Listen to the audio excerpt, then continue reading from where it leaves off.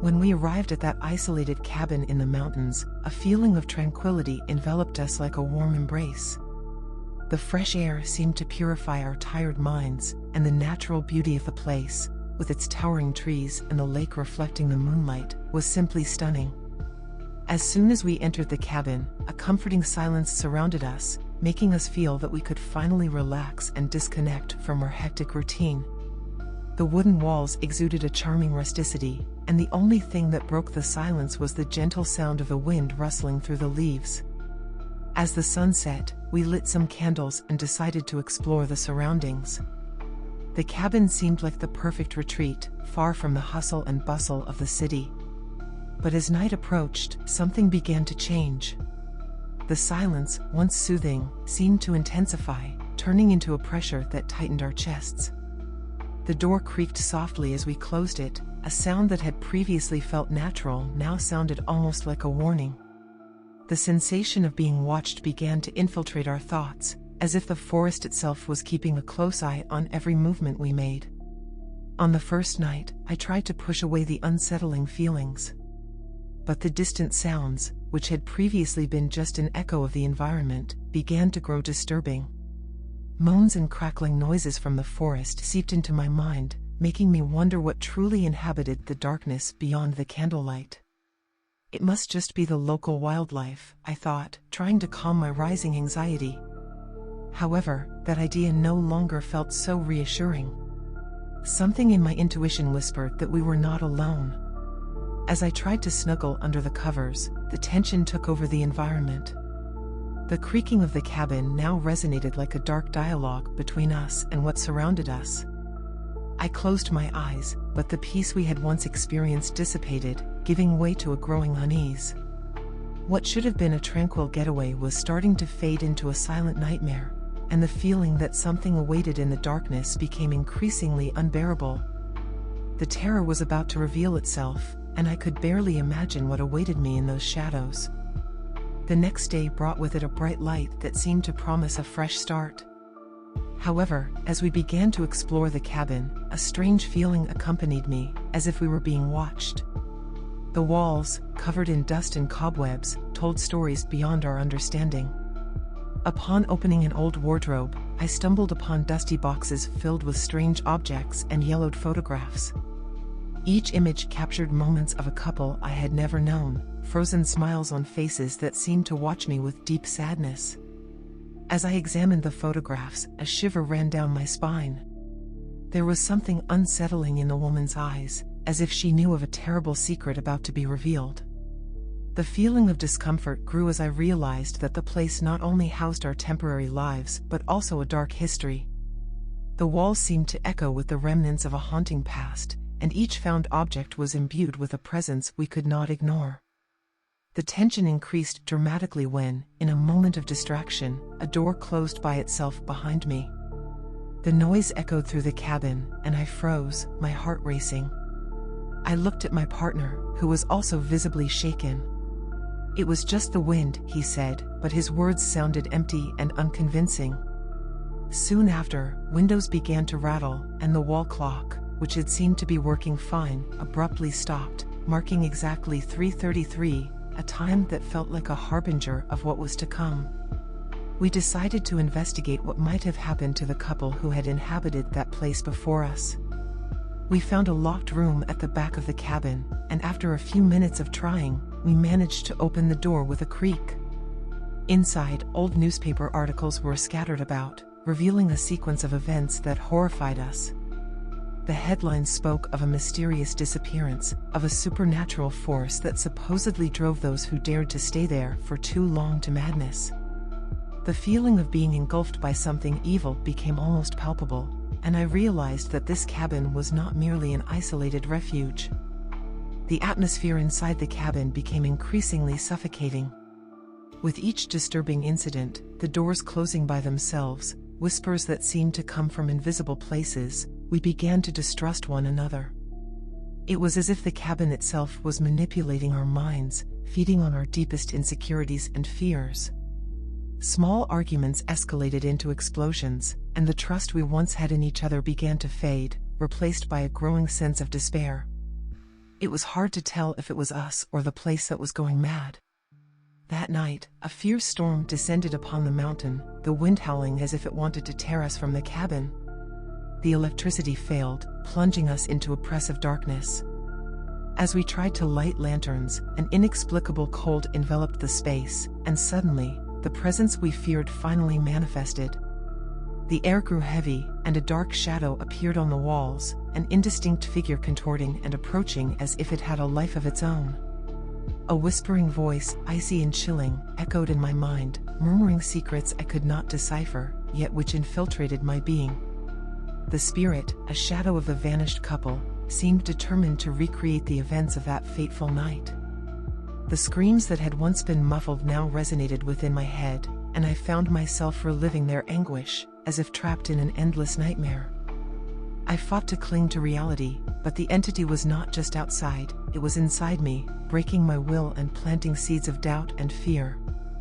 My partner and I began to argue frantically, unable to discern whether we were allies or enemies in a battle that was not only physical but psychological. In an act of lucidity and desperation, I felt I could no longer stay there.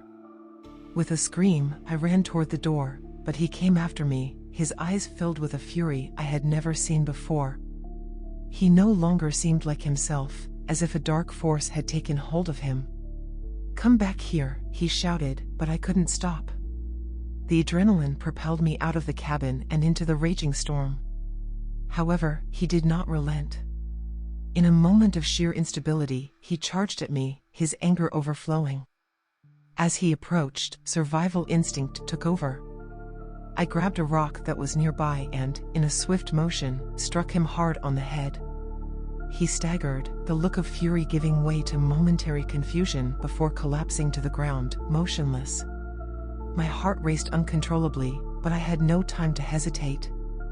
I ran to the car, the keys trembling in my hands, and as I looked back, the last thing I saw was a figure standing at the cabin door, looking at me with a haunting smile, as if it knew it had one.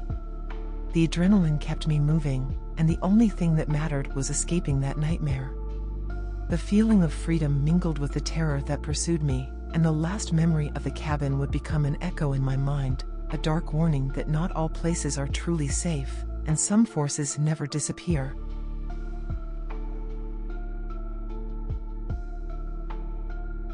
I never thought that a simple weekend at an Airbnb would turn into a nightmare. I, a young traveler, dreamed of escaping the stressful routine of the city, so when I found that isolated house in the woods, I immediately booked it. The description promised a perfect retreat, a charming cabin with a beautiful garden, away from the hustle and bustle. What could go wrong? Upon arrival, I was greeted by a house that looked like it had come out of a fairy tale, but there was something uncomfortable about the atmosphere. The dark wooden walls exuded a sweet aroma of aged oak that, in a moment of denial, I thought was comforting.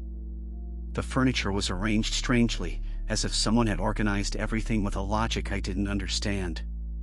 A painting on the wall seemed to have changed position, staring at me with a sinister air.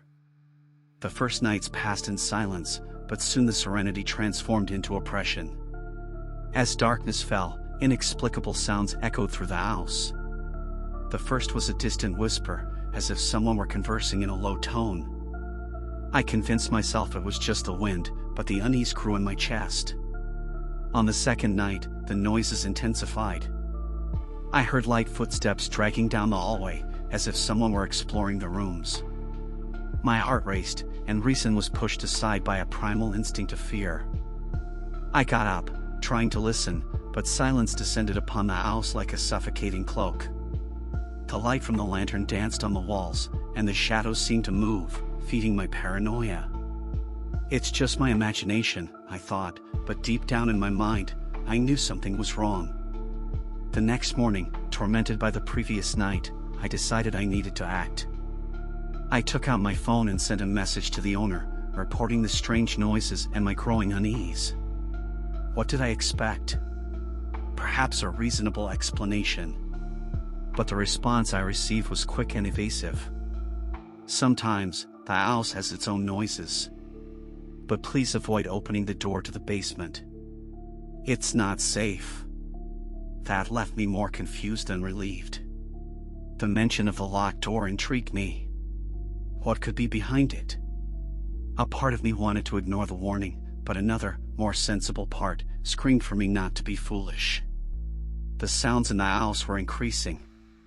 Now, they were echoes of footsteps running, frantic whispers, and a scratching, as if something were trying to escape from a dark place. The internal conflict became unbearable. One side warned me of the danger, while the other pulled me toward curiosity, as if there were a mystery clamoring to be unraveled. With each passing hour, the pressure mounted. The feeling of being watched grew, and I felt like a puppet in a cruel game. Finally, the urgency to discover the truth overcame my fear. I needed to see what was behind that door. With the lantern in hand, I slowly descended the stairs leading to the basement. The locked door stared back at me, and the coldness of the metal doorknob made my stomach churn. The decision to ignore the clear warning sealed my fate. I took a deep breath and turned the doorknob, unaware that by opening that door, I was about to unleash a terror I could never have imagined. With the doorknob finally turned, the door creaked open, revealing a darkness that seemed to writhe. The light from my lantern illuminated a stone staircase leading to an underground space that exuded a damp and nauseating odor. Each step I took echoed like a grim warning, and the tension grew with every descending stair. When I reached the bottom, my lantern lit up a cell with rusted padlocks on the walls. Marks of struggle were etched into the floor and walls, silent witnesses to a terror that had unfolded there. Documents were scattered everywhere, some yellowed with age. I couldn't resist the temptation to look closer. What I found made my blood run cold: photos of missing young people, their lives brutally taken, with notes detailing their routines. The house was not just a house, it was the facade of a serial killer who had never been captured. Horror nestled in my chest, and the reality of what I was experiencing began to crush me. My instinct screamed for me to turn back, but curiosity, now poisoned, kept me rooted there, trapped by a mix of fear and fascination. Suddenly, a sound cut through the silence, a familiar whisper that made my heart stop. I was not alone. I looked around, the lantern light flickering, and then I saw a figure moving in the shadows. A man, with a disturbing smile, seemed to revel in my terror. His eyes gleamed with a madness I had never seen, and a cold chill ran down my spine. He approached slowly, as if savoring every second of my fear. "You should have listened," he murmured, with a smooth voice that sounded like poison. "Now you're part of the story." The psychological terror reached its climax. I knew I had to fight for my survival, but my body was paralyzed by the weight of fear. He advanced, and I managed to find a primal impulse. Adrenaline surged, but as I tried to escape, I realized the door behind me had slammed shut with a bang.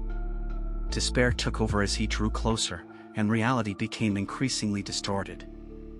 I was trapped in that house, and there was no way out. In one last act of desperation, I screamed, but the sound was swallowed by the oppressive silence of the house. I knew that soon I would become just another lost soul wandering those walls, and the house, with its macabre history, would continue its search for new victims.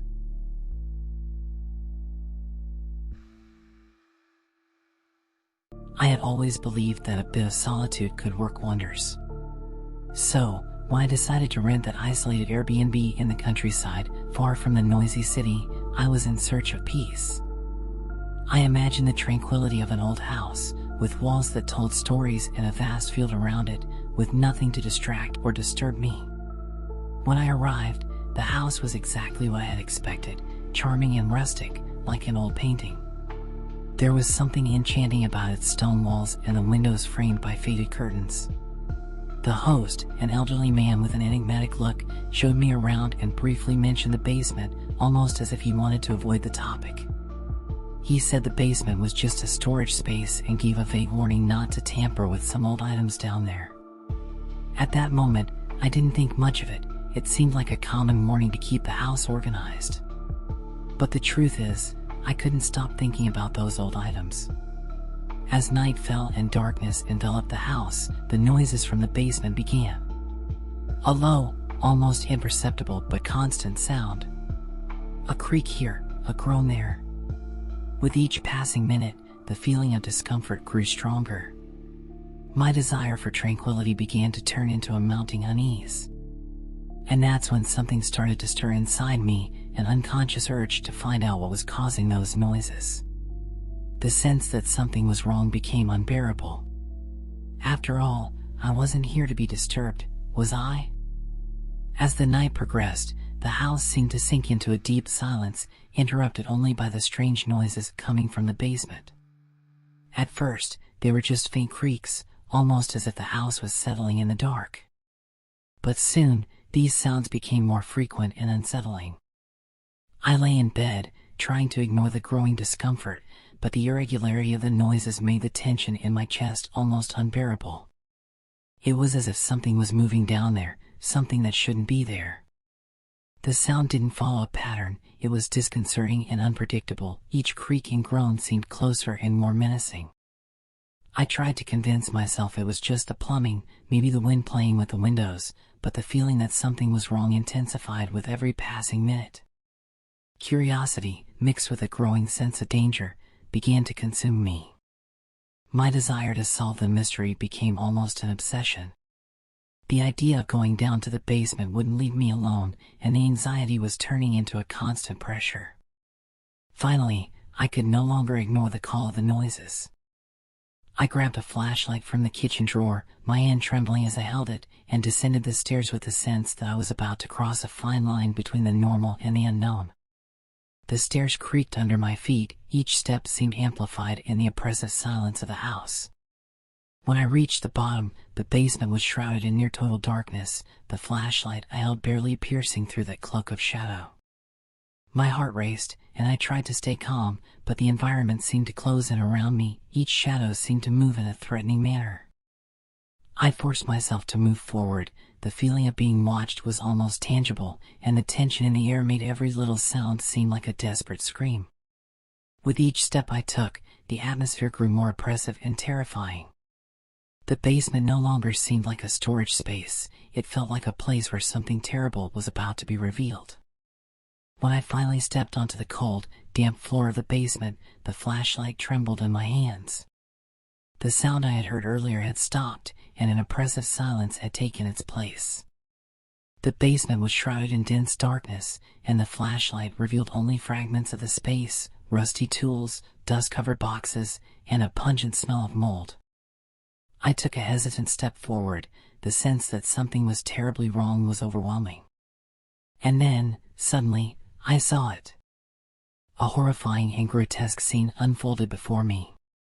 The floor was covered in drag marks and dark stains, and in the darkest corner, there was something I hesitated to identify. And then, I saw him. The serial killer. He was hidden in the shadows, his eyes gleaming with a cold, calculated light. His appearance was grotesque, a pale, disfigured face with a macabre smile that seemed to combine cruelty and pleasure. His clothes were stained with dried blood, and the knife he held in his hand seemed to reflect the light of my flashlight in a sinister way. I tried to back away, but he was already moving, and the terror turned into a desperate panic. He advanced with a speed and brutality I hadn't anticipated. The sound of metal cutting through the air, the screams of pain I couldn't suppress, all mixed into a terrifying chaos. The attack was brutal and swift. The pain was intense, a sharp cut that seemed endless. I tried to fight, my vision blurred, and the struggle was desperate. With each blow, I felt life slipping away from me, and the basement, which had once seemed like just an empty space, now became the stage for a macabre and final scene. Finally, the sensation of cold and darkness spread throughout my body. The serial killer stepped back, his work seemingly finished, and the basement returned to its oppressive silence. The only thing left was the echo of my terror, a palpable sensation that seemed to fill every corner of the space. And I knew, with a horrifying clarity, that this terror would never go away.